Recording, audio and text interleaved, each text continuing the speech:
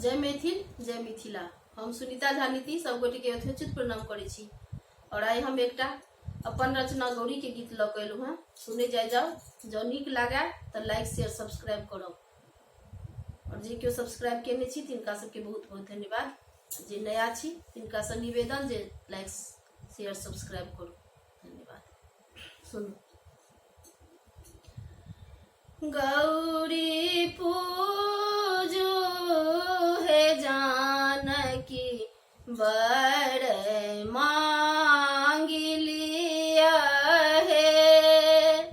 गौरी पूजो है जानकी बर मांग लिया है। जनक भवन सा चल ली जानकी, जनक भवन सा चल ली जानकी। धूप दीप नैवेद्य आरती, धूप दीप नैवेद्य आरती। संगलियो दस आली गौरी पूज लिया है।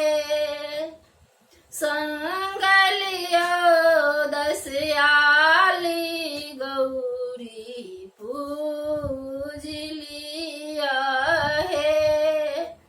गौरी पूजो है जानकी बर मांग लिया है। गौरी पूजो है जानकी बर मांग लिया है। चंपा चमेली अड़हुल के कलिया, चंपा चमेली अड़हुल के कलिया।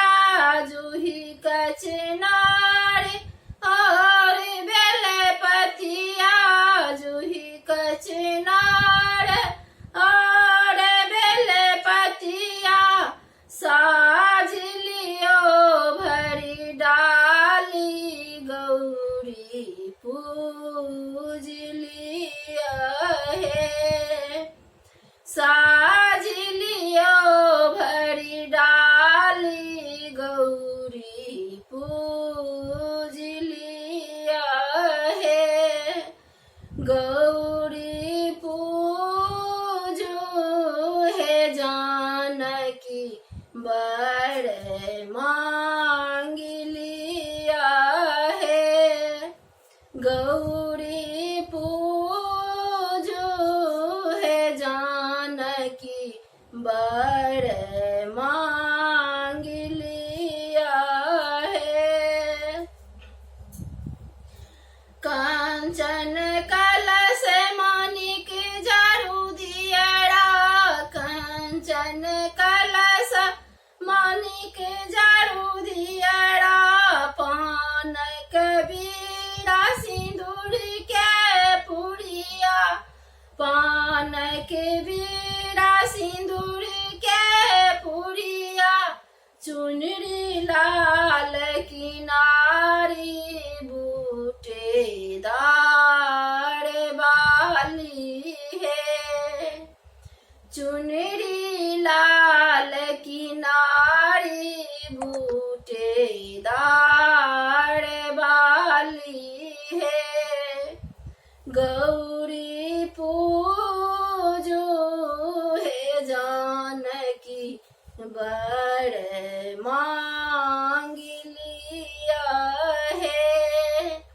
गौरी पूजो है जानकी बर मांग लिया है। गौरी पूजी पूजी बर हम मांगब, गौरी पूजी पूजी बर हम मांगब। सुख सौभाग्य भाग्य जय